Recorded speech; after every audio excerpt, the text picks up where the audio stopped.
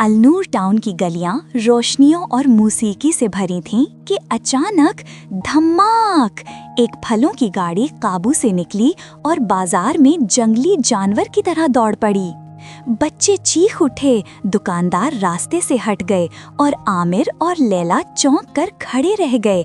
फिर दोनों तेजी से उसके पीछे दौड़े, खजूरों की टोकरियों पर जस्त लगाते, कालीनों के नीचे से गुजरते, पानी के छींटे उड़ाते वो गाड़ी के पीछे पीछे भागे।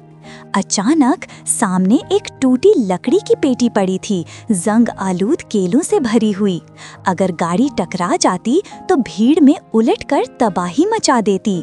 आमिर और लैला ने पूरी ताकत से उसे खींचा और ऐन वक्त पर गाड़ी रेत के ढेर में जाकर रुक गई।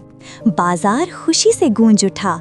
उस रात आमिर ने ख्वाब में देखा कि सुनहरी सिक्के उसकी राह रोशन कर रहे हैं और एक नर्म आवाज कह रही थी, जो चीज तुम रास्ते से हटाते हो वो अल्लाह के यहाँ खजाना बन जाती है।